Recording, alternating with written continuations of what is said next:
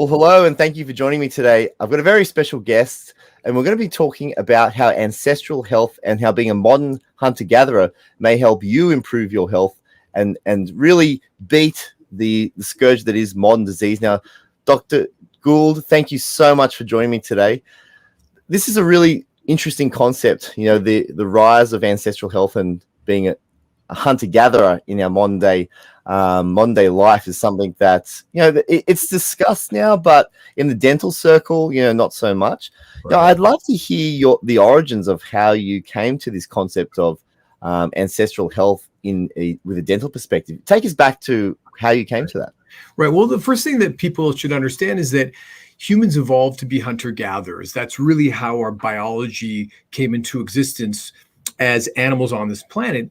But we live in the modern world, so we really want to think about being a modern hunter-gatherer. And what that really entails is really paying attention to your surroundings, the food that you eat, the activities that you do, the radiation you're exposed to. And that's sort of the concept came up after, a really many years of problems that I had. So I think that everyone really, when they understand something that happens to them, it's a very intense experience.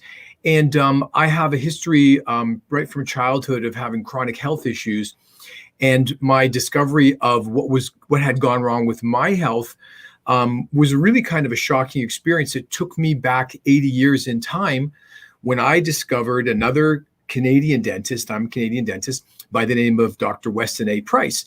And so about 6 years ago, I discovered that I had sleep apnea, which is a very common syndrome that's happening. And that set me off on a journey that changed my perspective from a regular dentist or an allopathic dentist, classically trained, to looking at the whole body and looking really at root cause. We learn all these things in dental school, how to treat different dental diseases, but we're never truly shown the root cause of what, where do these issues like dental decay, gum disease, and the lack of room for all of our wisdom teeth, crowding of teeth, where does that come from? And that's the journey that I went on my own. And I found your work at some point in my journey. I came across your work, and I was extremely excited to see that someone like yourself had recognized where we sort of went off the path that we should be on as oral health doctors.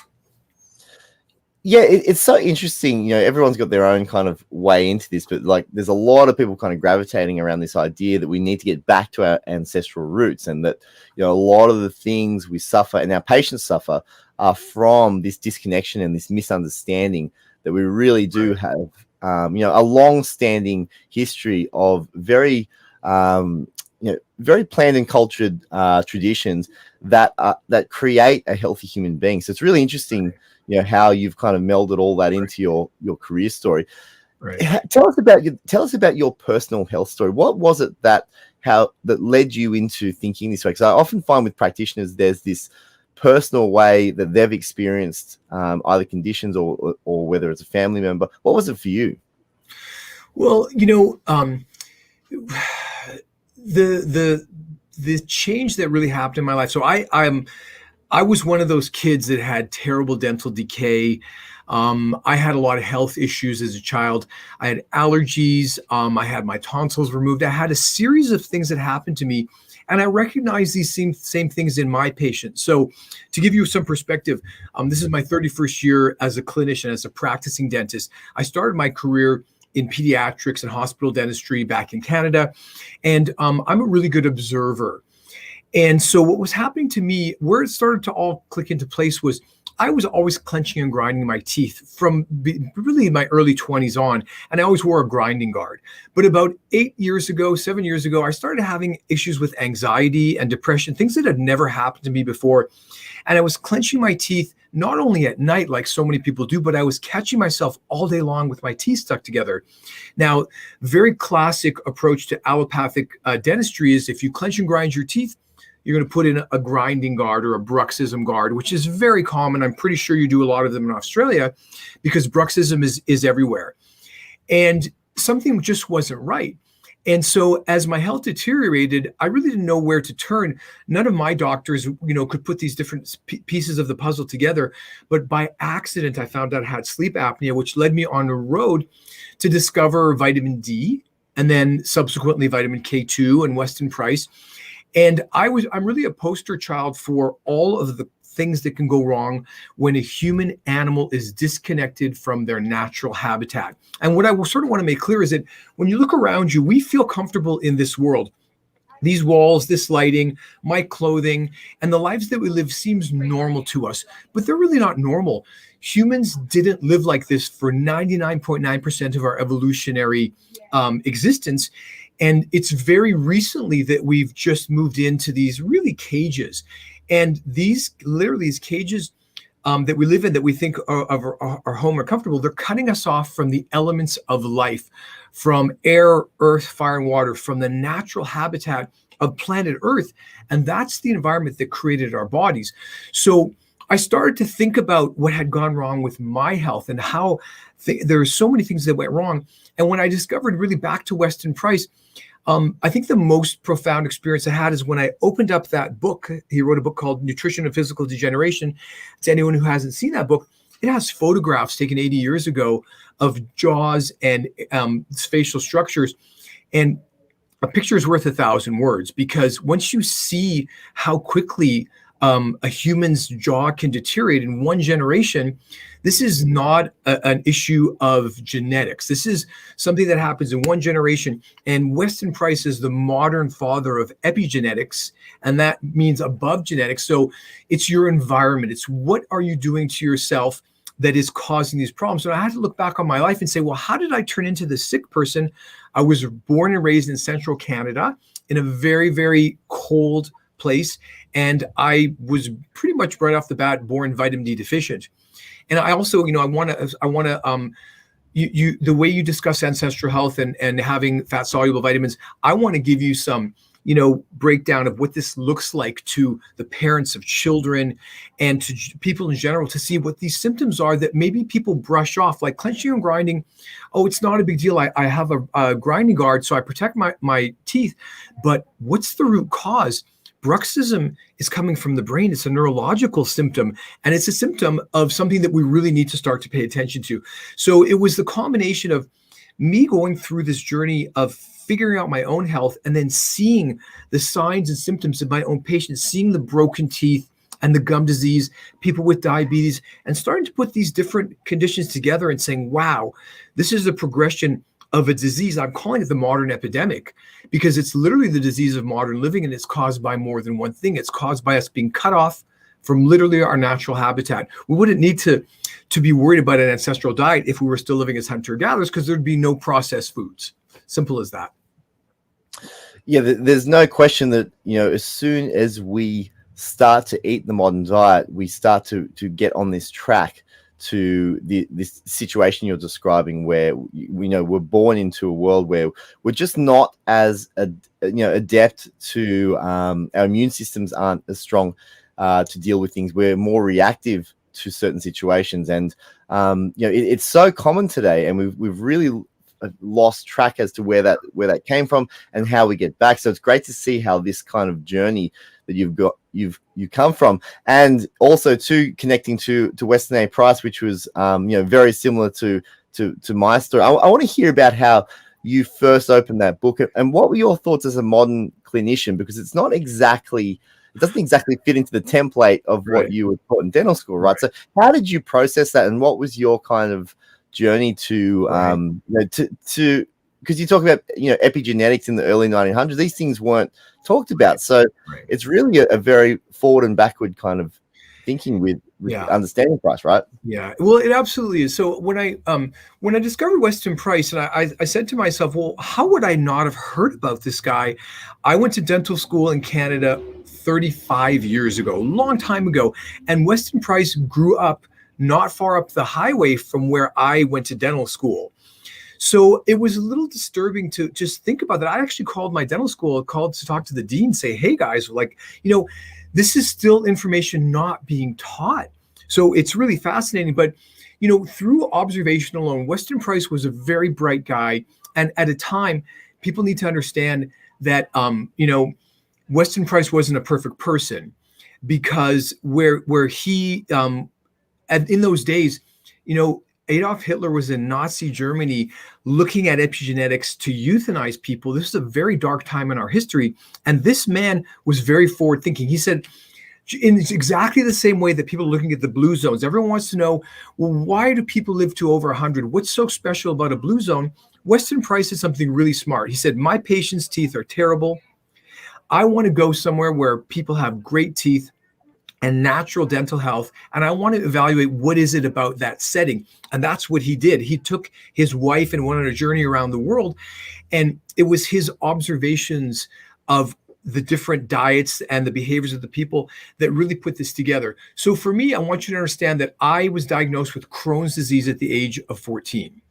Now, I was one of those kids who was very sickly. I always had rashes, colds, flus, all these different issues. As a child, it was really tough for me. And then at the age of 14, I was diagnosed with Crohn's disease. Now, Crohn's disease is an inflammatory bowel disease. It's very much on the increase these days. And this is an embarrassing, shameful bathroom disease. So at the age of 14, I was diagnosed with this. And I was told it was genetic. This is who you are. These are your genes, and there's nothing that you're going to be able to do. You're going to take these medications, and you're going to this is just the way it is. You, for the luck of the draw, you got some bad luck. And I literally lived my life that way, thinking that there wasn't really an alternative. And I did investigate over the years with different doctors, thinking, is there a new medication I want to try? And when I got to that point where I started to have anxiety and I was grinding my teeth, I still had full-blown Crohn's disease, but I was just dealing with my symptoms. I had created a really elaborate life to hide the symptoms of my disease from everyone around me because it's embarrassing. And I had created this very strange life where I had my private bathroom issues, even so much so that in my office, I couldn't work at a dental office that didn't have a private bathroom because it was too intense for me. And it was a very big issue for most of my life. Now, when I discovered I had sleep apnea, I came across a really fantastic neurologist by the name of Stasia Gomanak. And I think you may be familiar with her name. She was the first person who had ever heard the expression vitamin D deficient. I had never heard of this.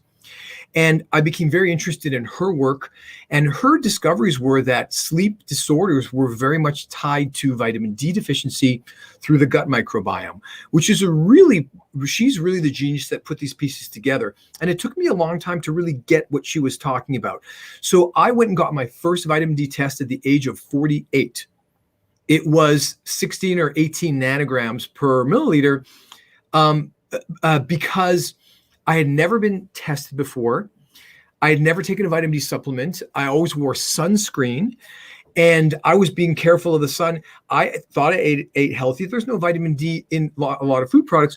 So when I started supplementing my vitamin D, and at first, I wasn't thinking about sun exposure. I wasn't thinking about ancestral health. I was just thinking, I have sleep apnea. This woman has some important information, and I'm going to start to raise my vitamin D level. And when I took my vitamin D level from under 20 to about 80, every single symptom I had, my bruxism, my anxiety, my depression, and most importantly, my Crohn's disease completely disappeared. Now, I was in complete shock. 34 years is a long time to be a sick person. And when I did the research, anyone listening, if you want to Google Pubmed, Pubmed is the medical research website that doctors use. I just typed in vitamin D, Pubmed, and Crohn's disease and saw only a couple of studies, but real peer-reviewed scientific studies that took a group of people with Crohn's disease and raised their vitamin D level, and they had 95% success in reversing the disease.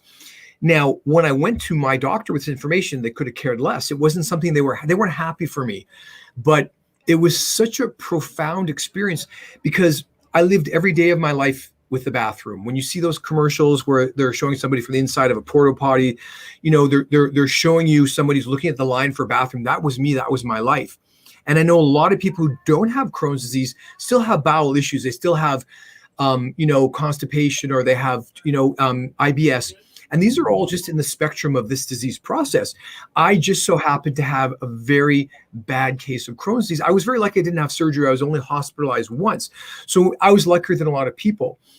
And I was really devastated because I had literally created a very specific life that was very controlled because I could not be out of my world because it was just too difficult. There was too much stress in just being a regular person. So once this happened and I started to do the research, I became very upset because Weston Price's information was about vitamin D3 and vitamin K2. Weston Price's information was about eating nose to tail. How these things fit together is there's a couple of different things that make it more confusing, but modern diets are full of different toxins that lower your body's ability to activate vitamin D. So even if you are going in the sun, or if you are supplementing vitamin D, if you eat that modern diet and you don't know what's in your food, your body's ability to activate and use the vitamin D is way down. And I ate cereal. Cereal was my food. Heart healthy grains are some of the most dangerous foods in the world. And cereal was really a staple of my life because I assumed it was healthy. I believed it. And so once you have that type of intense realization of what happened with my health and seeing the studies that supported it made me really become upset. And that's where I became, and you can see behind me, you see posters. And I saw what Weston Price did, and his information never got to me. And it still isn't getting to 99.9% of dentists, never mind the general public. But dentists don't know this information, which is really tragic, a little bit scandalous. But I decided that I was going to, the buck stopped with me. I didn't want another child to go through what I went through for no good reason. To think of the 34 years I spent finding bathrooms, spending time in bathrooms, and just being a sick person, to know that it could disappear within less than 3 months, I know that I need to share and spread that message. And it's not just for sick people. This goes to the craniofacial growth and development, the face and jaw growth of your children. If you're listening to this information, it's so simple. It makes so much sense. It's kind of irrefutable. And what I want anyone listening to this who has a child to know is that I was one of those sick kids. You have a child in your life right now who may be suffering from the syndrome that I describe. I call it long face syndrome, from mouth breathing during sleep, and it's pediatric sleep apnea. This is such an easy thing to reverse, and I've really made it my life's work to try and share this information in a really meaningful way. Not just, I'm a doctor, you should listen to me, but I wanted to do something a little different. I'm sort of more compelled to get this information out there at any cost. And that's why you're going to see me doing things that are more media driven and related. I love what you're doing. You are exactly what we need, is that common sense, steady voice saying, look, everyone, this is what we should be doing, and presenting it in such a good way. And then I'm a different voice. I'm coming in saying, I've been working on this for 6 years and I can't get many people to listen to me. So I want to go in under the radar, and I want to create cartoons, and I want to bring this into popular culture. And that's why I reached out to you with my Weston A. Price dance and song. So it was the personal connection, what happened to me, and then my experience as a clinician looking at the people, and I'd see medical histories and I'd see the same symptoms coming together. People with Crohn's disease, they also had sleep apnea. People who had cancer also had sleep apnea. So I saw this syndrome of all these sort of different symptoms that we see as clinicians on a daily basis. I saw them all come together and how they actually work. And I said to myself, I want to put this out there in a way that's going to make a difference. Something like Weston Price did by putting photos in his book, which is very, very different at that time. That was really something unusual. He wanted the public to get it. He didn't want the information to be stopped and controlled by doctors. And that's what I want to do. I want to bring this information to the mainstream like you're doing. And I wanted to make it more fun, because no one's going to do anything that's not fun. If it's drudgery, if it's like, oh, I got to do this, that's no fun. So I wanted to change the message and the tone of the message to bring it together. And the recognition of the syndrome is key, because when people see it, it's like there's a puzzle sitting right in front of you and you can't quite figure out what it is. I want to turn the light on that illuminates it so that you can see, wow, that's my health. That's what I can do for myself. I don't need doctors to tell me what to do. I want to own my own health. I want to take care of myself, and I want to be educated, and I want the right information, the important and helpful information, rather than what a message big pharma wants to sell you something. Some of those medications are important. They can save your life to a degree, but no one should be on medications for their whole life if they don't need to be. That's my thought process. It's a lot of information there. Yeah, totally. There's a lot of information, and it all pins into your personal journey, which is just fascinating. And yeah, I really want to kind of unpin a lot of that, because I feel that there's a lot of synergy with what's happening like with people listening, but also to practitioners that are seeing patients like this. It's a very difficult interface with how we diagnose and how we understand the process. You went through a very long and kind of convoluted way to connect Weston A. Price's work with a neurologist, right, that to your sleep disorder. And so that's kind of the scientific process unpinning over 80 years, and then you sitting there and going through Pubmed and then drawing all the dots together and then actually applying it on yourself. That's really fascinating. But it's a very difficult leap, as you say, for 99% of the dentists that haven't heard of Weston A. Price's work. And then I feel a lot of people just haven't really understood the implications of what he was showing. And that's it's really what you're showing is that this stuff is really important. It's applying to kids growing up today in our world who are suffering, and that we can, reverse this quite simply. So it's such a fascinating story. Let's talk about your two diagnostic journeys. So you talked about Crohn's disease and sleep apnea, and both were difficult diagnoses. You said you accidentally got a diagnosis of sleep apnea, and then tell us about how your interface with doctors, or what the advice was with how you would handle Crohn's disease in a conventional sense. Tell us about those two experiences.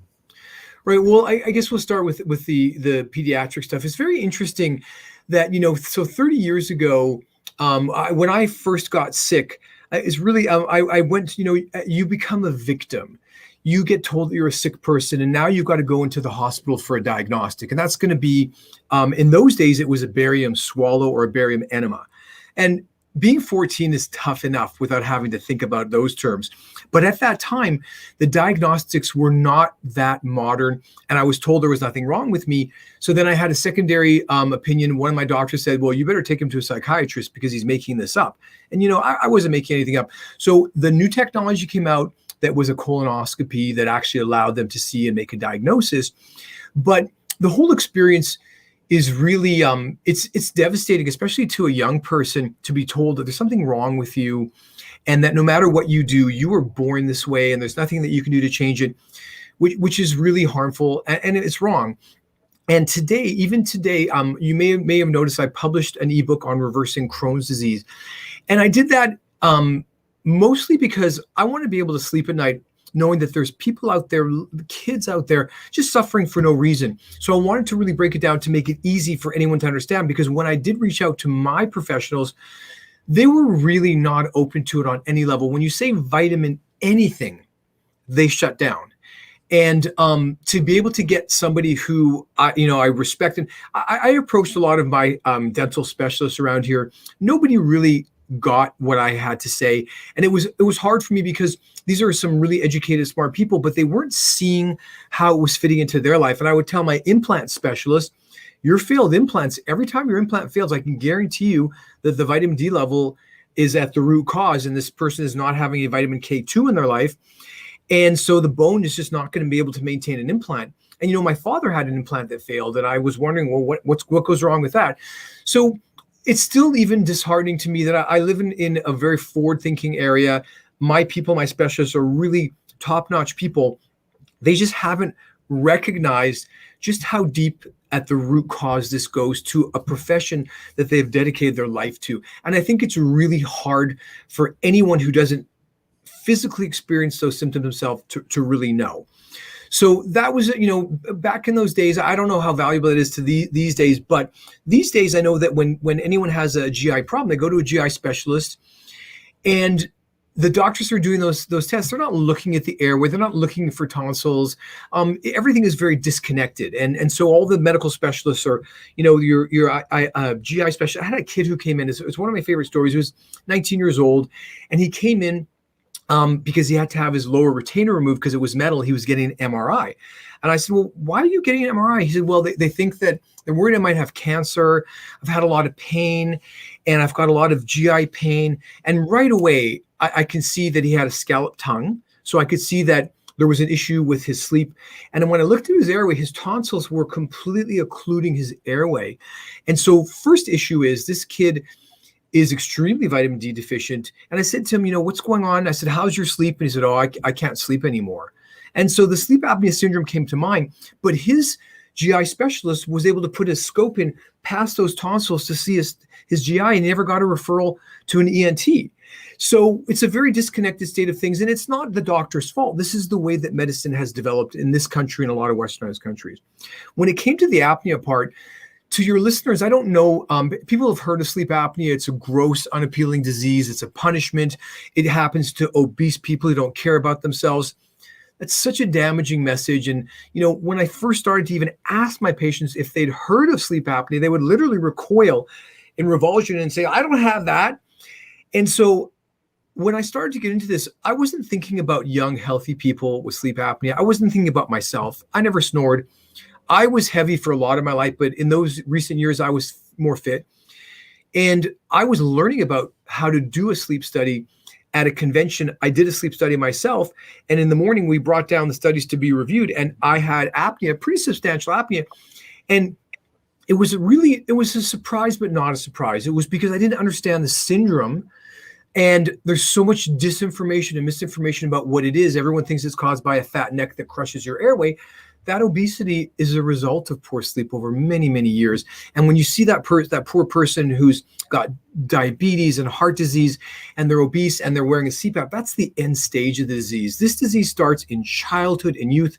I have all kinds of kids who, if your child wets the bed, if they suck their thumb, if they have ADD, they're sleep deprived. I have had kids who have been snoring loudly and grinding their teeth stop snoring in as little as 2 days with vitamin D supplementation, which is really life-changing, especially for kids who do wet the bed.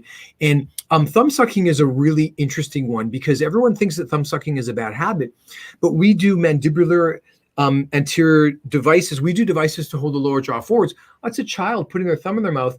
They can't sleep without that thumb in there. You pull out the thumb and they'll start choking. So it's a completely different way to think about how we look at disease and what we gauge things on. Like, one of the other things that was really harmful for me is that I didn't go through puberty till I was 17. And the reason is that I wasn't sleeping because I had severely low vitamin D. And the syndrome really affects kids. If you have a child who's not developing, we see the dental age very easily. If you show me someone's x-rays, I can say that's a 10-year-old, that's a 12-year-old. So we're used to seeing that.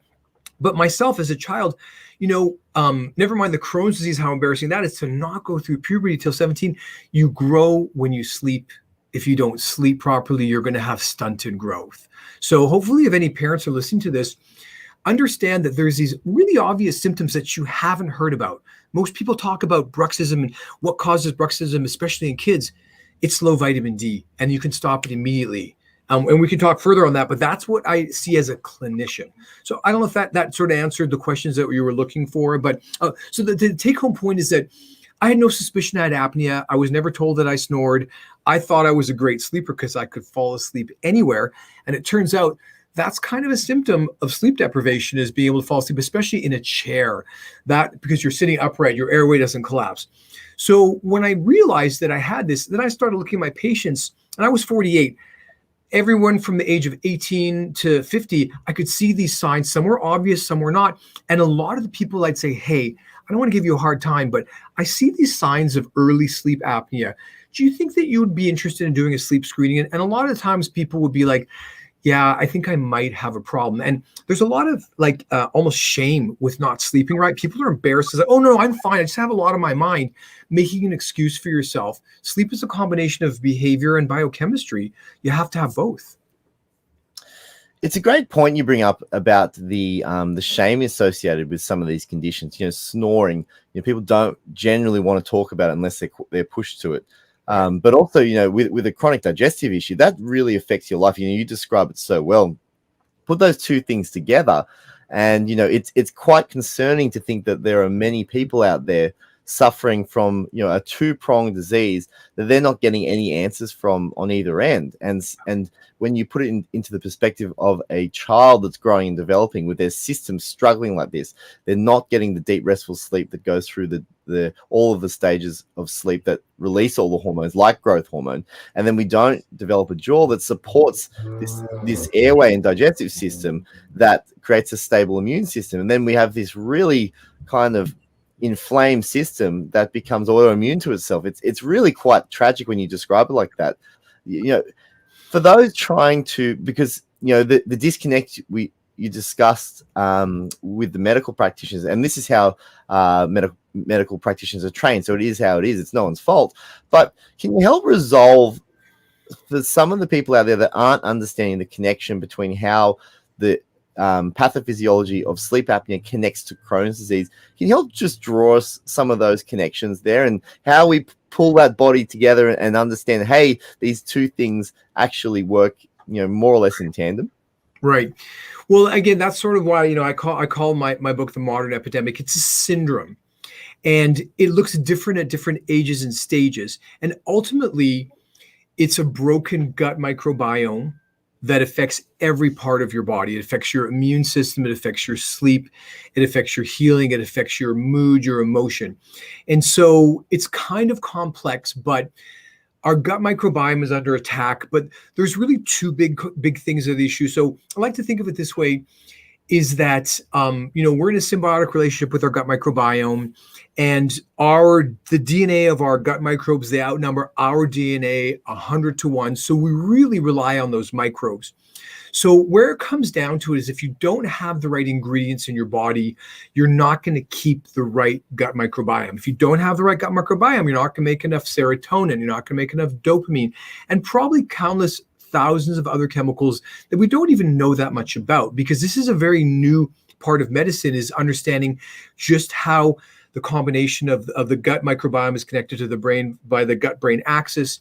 And so very simply put, and this is how I like to explain it. I know that you have a little different way, but for humans to have a healthy gut microbiome, they must have an evolutionary level of vitamin D. And I'm going to say that, it's kind of variable, but I want it always over 40, or in Australia, you're nanomoles, right? That's right. In animals, yeah. So it gets confusing with the different figures, but it's a much higher level than most people are walking around with. And understand that if your vitamin D level is low, it's because you're wearing clothing, you live in a northern climate, and you're avoiding the sun, you're wearing sunscreen, all these different things. Without that evolutionary level of vitamin D in your body, it's going to be impossible to really keep and maintain that correct gut microbiome. Once the microbiome is gone, we lose so much, because I think one of the key features is that you make your vitamins, especially your B vitamins, from your gut bacteria. Because, everyone thinks we're talking about all this plant-based stuff. Everything's got to be plant-based. I got to eat the rainbow. I got to have all these veggies.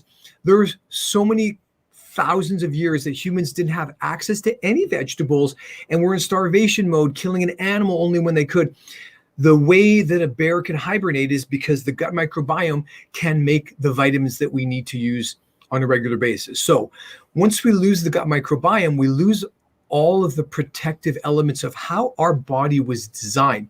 And it ultimately comes down to the production of energy in the mitochondria. So now we've got these more scientific, things coming out, but everything comes down to the amount of power you can generate. If you don't have enough power, you cannot be a healthy person. And that gut microbiome and the vitamins that you are producing through your own bacteria are all key players in keeping the mitochondria healthy on a second-to-second basis, producing energy. The whole reason we even breathe in oxygen is to produce energy in our mitochondria. So it's complex, but it all comes down to what we need to have. These bodies evolved a specific way, and if we don't put in those correct sensory inputs, the whole system malfunctions. Now, the sleep thing is really important because that's our nightly regeneration tool. Once the sleep breaks down, then it's just a downward spiral of negative outcomes: poor sleep, anxiety, hunger pangs, feeling like you need carbs. Low vitamin D level sends a signal to the brain to crave carbs. You go out to restaurants and stores, and all that's available is the least healthy food.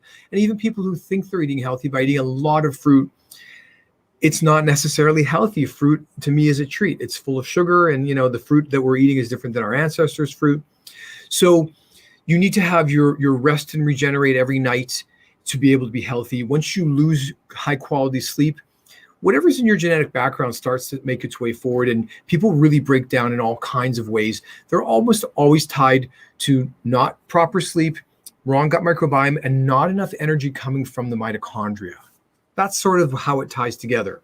And I mean, created a whole It book to put that. Yeah, totally. But it makes sense how cellular energy and the sleep dysfunction really can kind of flow on. And then we're talking about this gut microbiome messaging system going wrong to the immune system.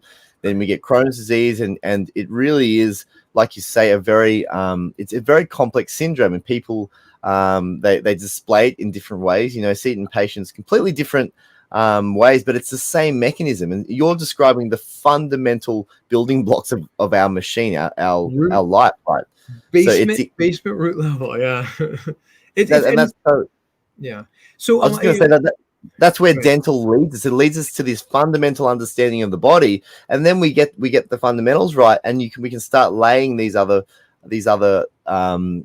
aspects on top. It's such great stuff, Dr. Gould.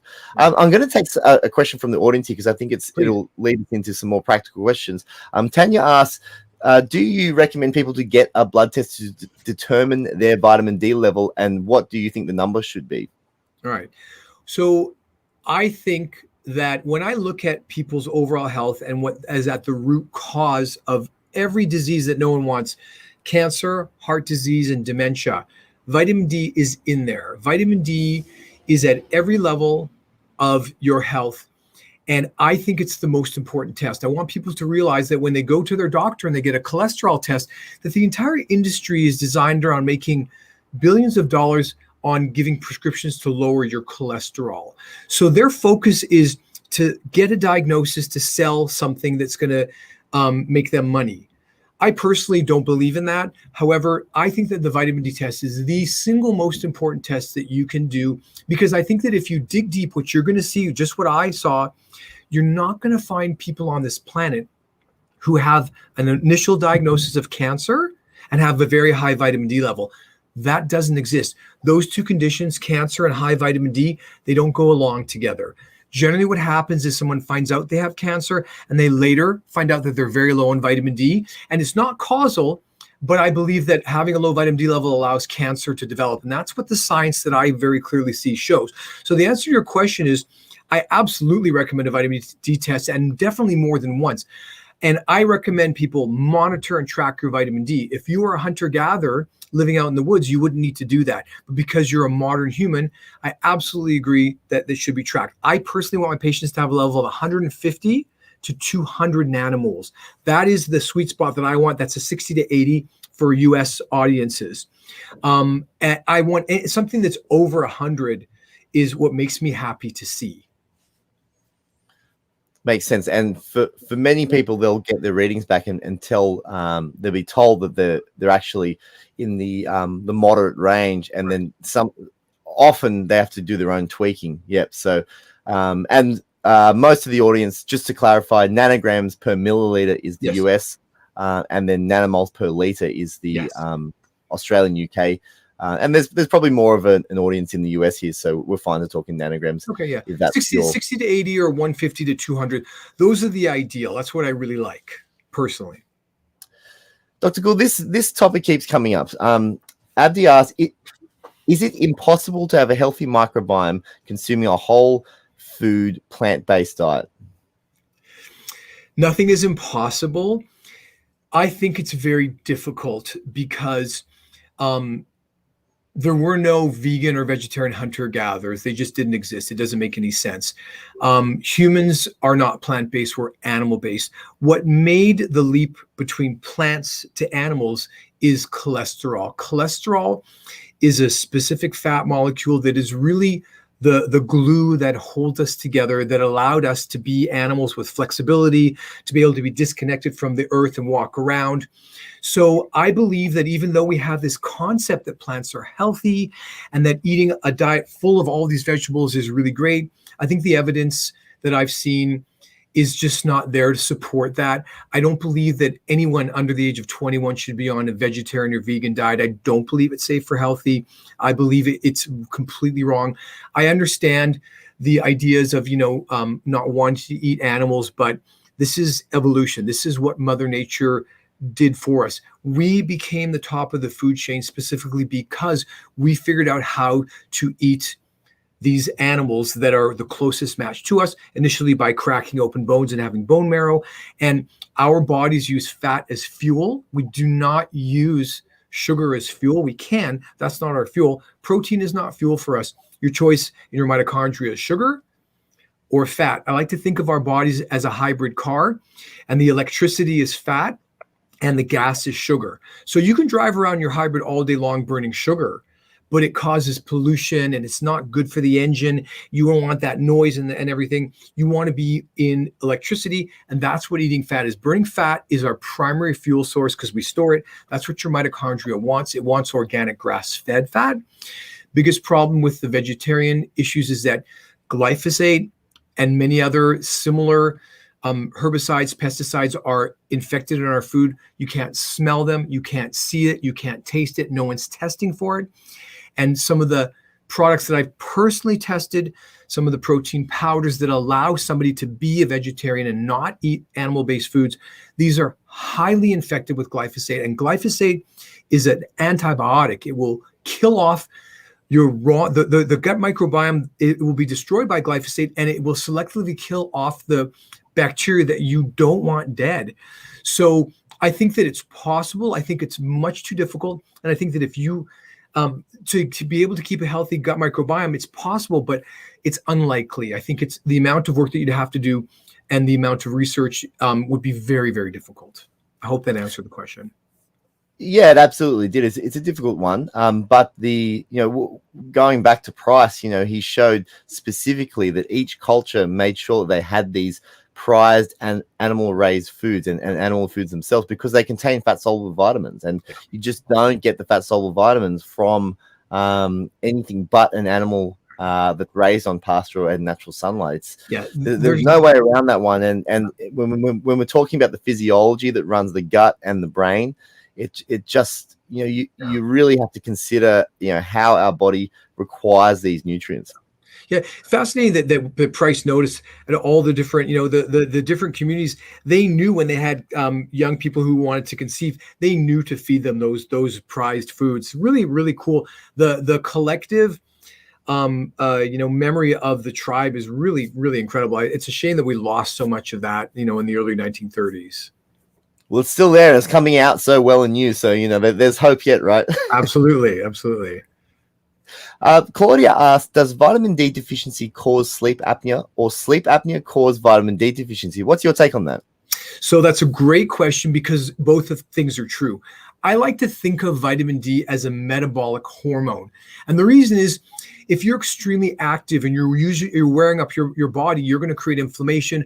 Vitamin D is used up to allow you to make anti-inflammatory enzymes. So if you're under a great deal of stress, then you're going to be using up more of your vitamin D. But in the old days, you would be out hunting during the day, presumably under sunlight. So if you're being more active, you're getting more vitamin D. Now, what I see is that vitamin D deficiency itself is the root cause or one of the root causes of sleep apnea. However, once you have sleep apnea, it will lower your vitamin D because you're essentially, when you have sleep apnea, you're stopping breathing, and then your body is literally going into that fight or flight reaction when it should be resting and digesting. And if you have bad apnea, you are getting aroused over and over all night long. And that's like running a marathon at the exact time that you should be resting and regenerating. So it really uses up the vitamin D. I don't have a lot of definitive proof, but there was a study that they showed where when they had somebody wear a CPAP, their vitamin D level came up, which made sense to me because if you're not being chased by a tiger all night long, and you're able to rest, then you're not going to utilize and use up all the chemicals that you're supposed to be making when you sleep. So hopefully that answers that question. It's a bit of both. The interesting part is that the apnea syndrome is the easiest to reverse at the soonest stage. If a child has apnea, simple supplementation of vitamin D and K2 and magnesium alone can reverse it almost immediately. The longer you've had the syndrome, the harder it is to reverse. And I believe it's 100% reversible. It's just not easy. And there's a lot of factors that make it more difficult. So hopefully that answered that question. That was a great explanation. And, as you said before, this is a complex syndrome and, people experience it in different ways. And especially sleep apnea, where the craniofacial type and the way we breathe, influences the types of apneas we get and then the syndromes that we experience. It makes total sense that there's different connections happening. Dr. Gould, let's start to bring this into how you're seeing this and helping patients in your practice now. We're talking about kids and early intervention, which I just think is so important. Tell us about this presentation of kids with this syndrome that you're seeing in your practice. What are parents experiencing seeing, and how are you going about helping them with it? Right. Well, so the syndrome looks different at different ages and stages, and that's literally why I created the victims of the epidemic.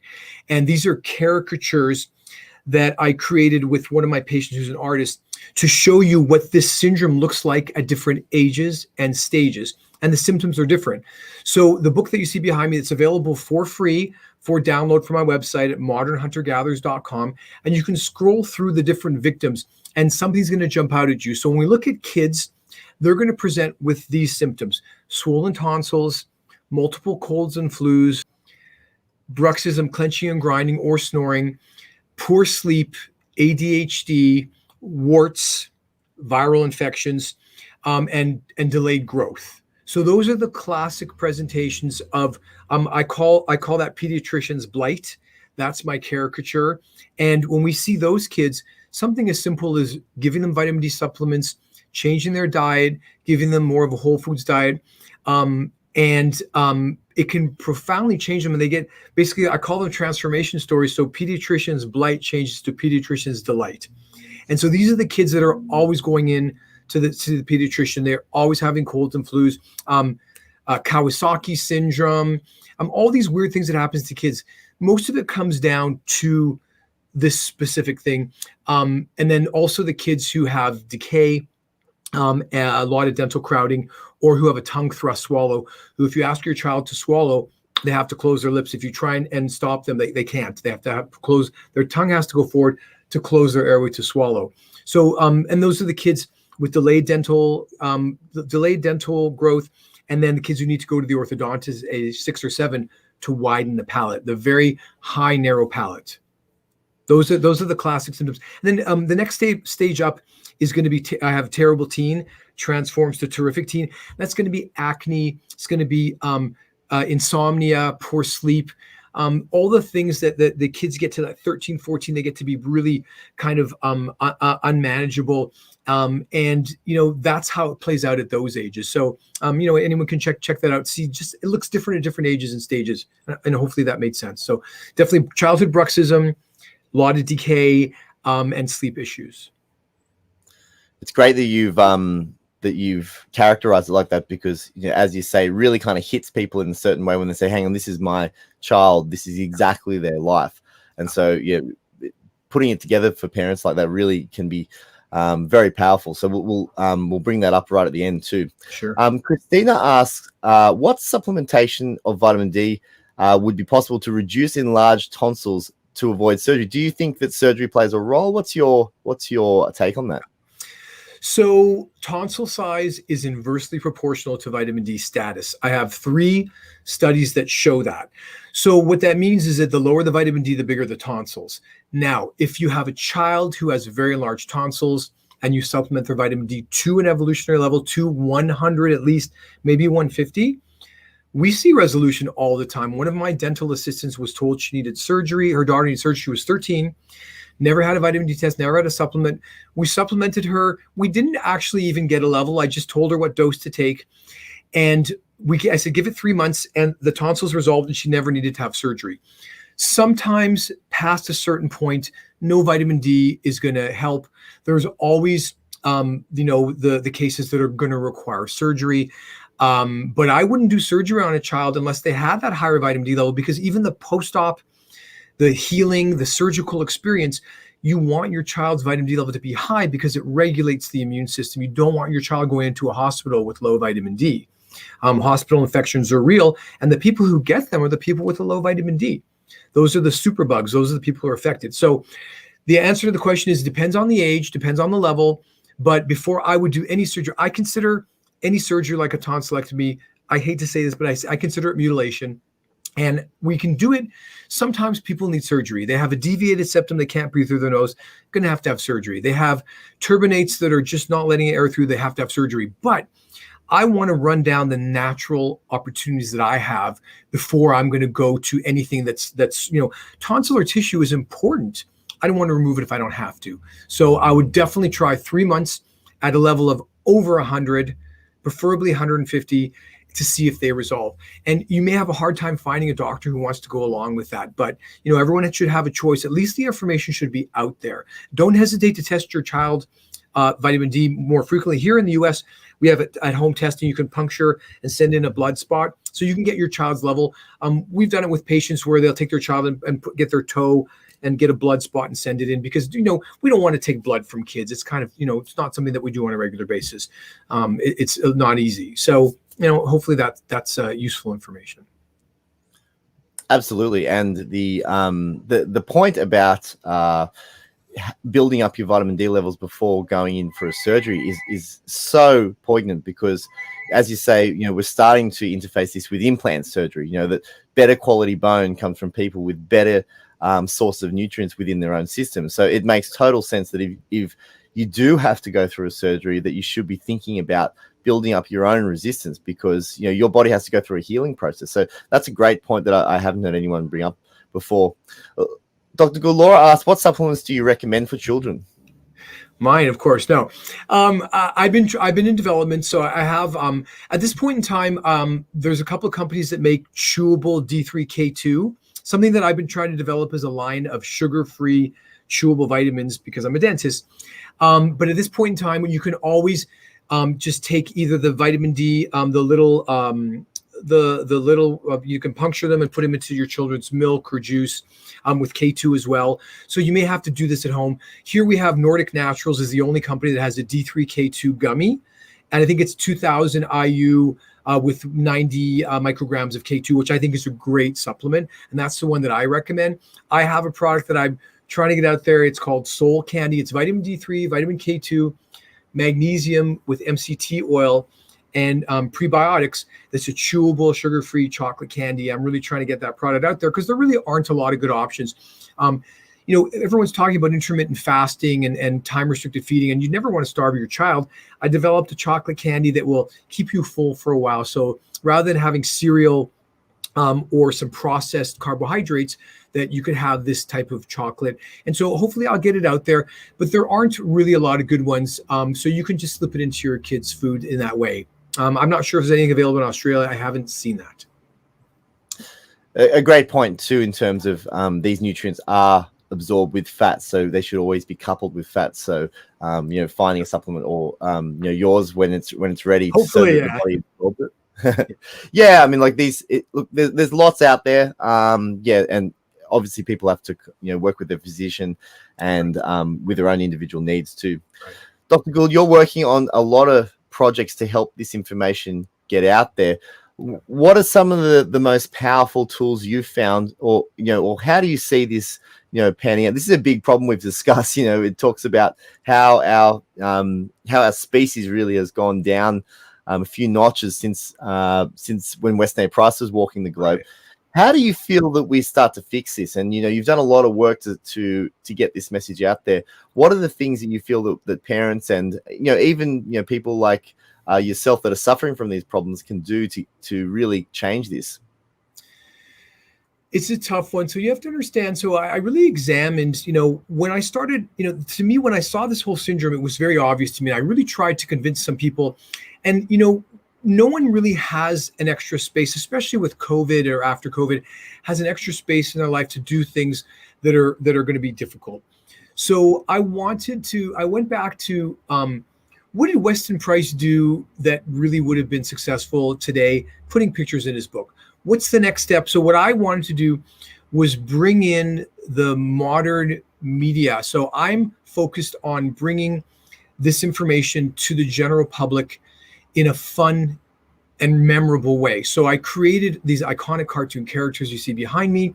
One of my, I got a 90-minute movie called Enzymes, the Worker Bees of Biology. Imagine Finding Nemo, except with fish. Instead of fish, it's enzymes, because people have heard of enzymes and they kind of know maybe what it is, but I'm trying to put a memorable face and a way to remember your health. So I've got my character behind me is Marty Mitochondria, and that's your mitochondria. That's how your body generates electricity or energy, human electricity. And my characters sing and dance. And I want to bring this into popular culture because right now brings me to what how I contacted you is that what is popular is what's on TikTok. What is popular is what sells.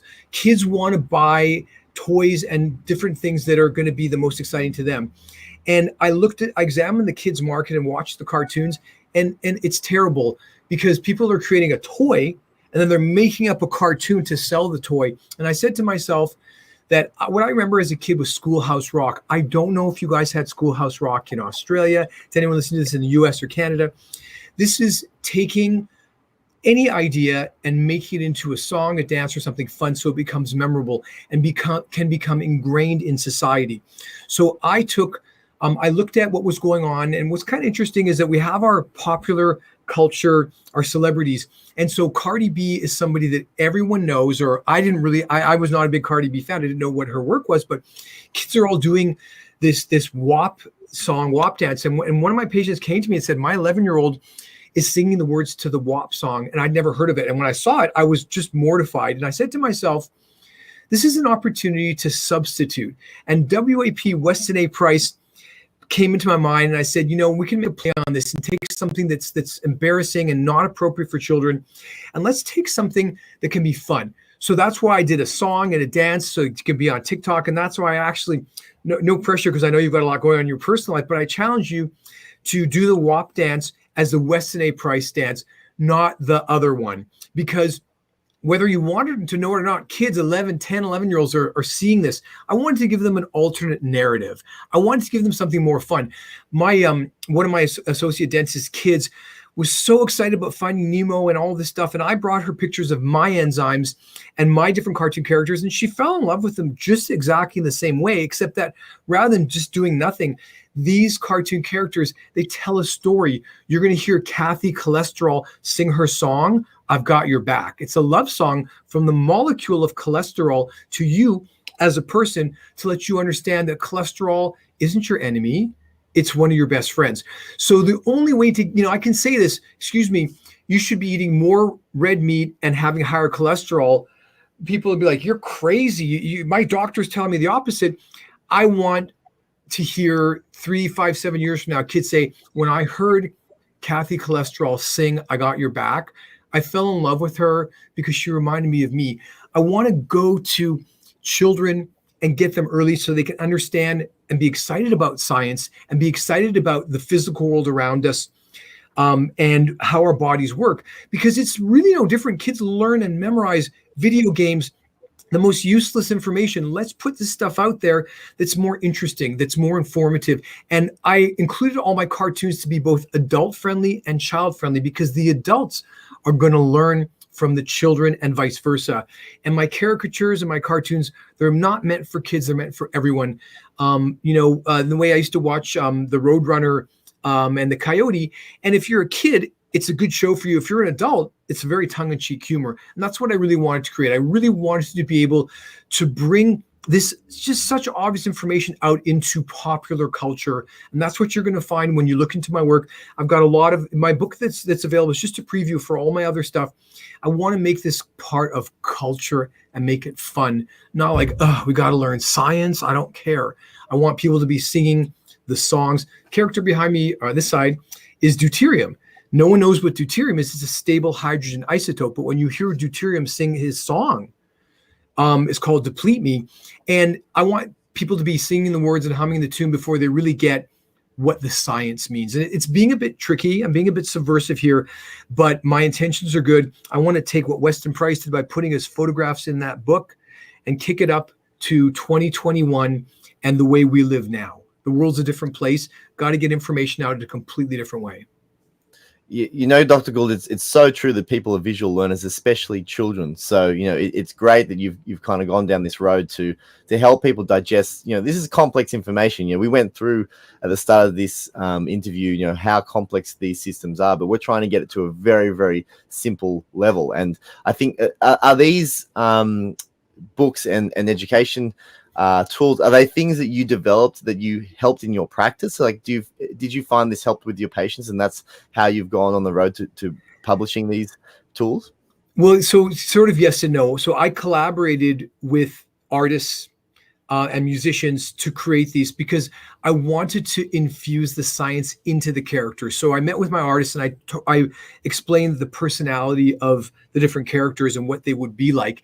And he was able to create these really iconic images that tell more of a story. So when you actually delve into, you see Marty Mitochondria's got a lightning bolt on him.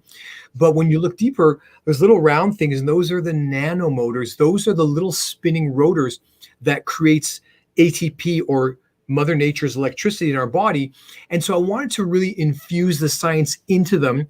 And my video game is called Deuterium Depletion. It's where all my cartoon characters go to battle in your mitochondria at the electron transport chain in the inner mitochondrial matrix. So this is the matrix. The matrix is real. It's not a movie. It's going on inside your body, your mitochondria. So I wanted to really infuse this. I've been a dentist for 31 years. I want to spend the next 30 years of my life sharing this information and letting children be excited about science.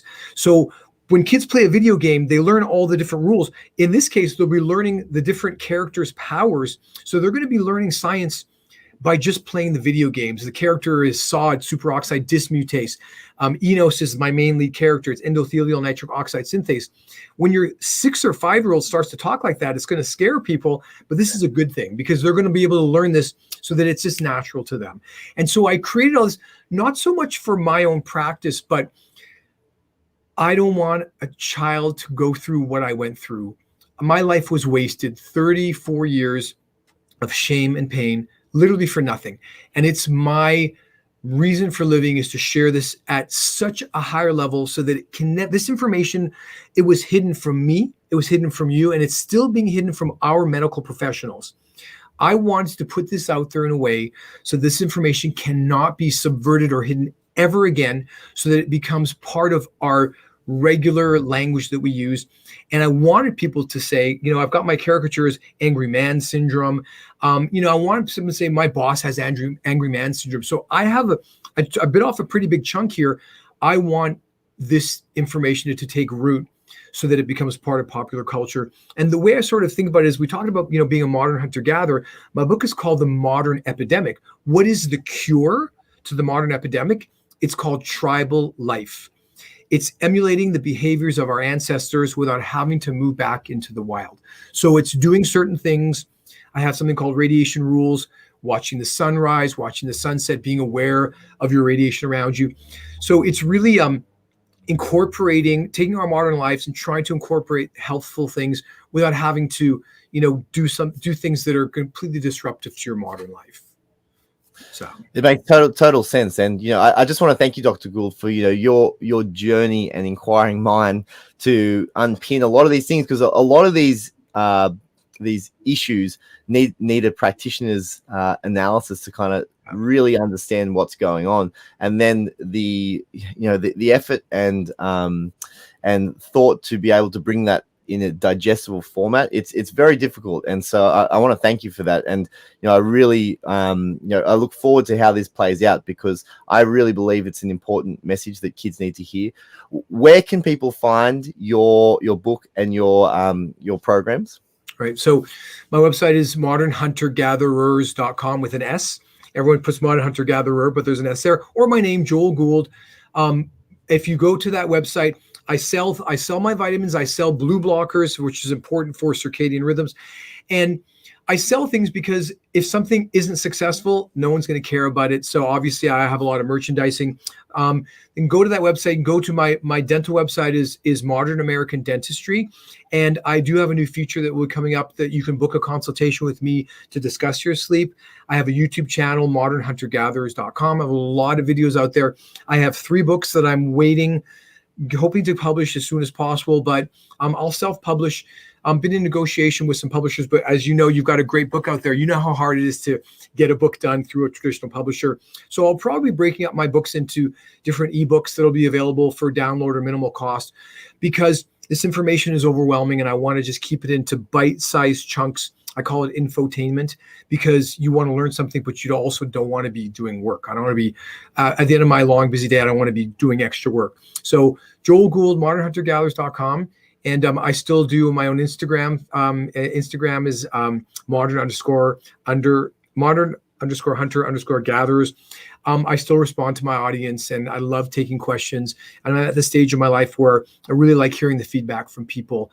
And a lot of people will contact me saying, I had all these weird symptoms and no doctor knew what was wrong with me. And I heard your podcast and it just clicked. So that's what I want to hear. I want to hear more people finding this out. So everyone, please share my information. That's why I made my ebook free. You won't find all the answers in the ebook, but you'll find a lot of really great information. Towards the end, I put a lot of guidelines, peer-reviewed studies, and different charts of different recommendations of vitamin D levels, how to calculate it, and all that. So if you scroll to the end of the ebook, the last couple of pages are really more information that you can incorporate into your life immediately. I really look forward to bringing this information out and making it as much fun as possible.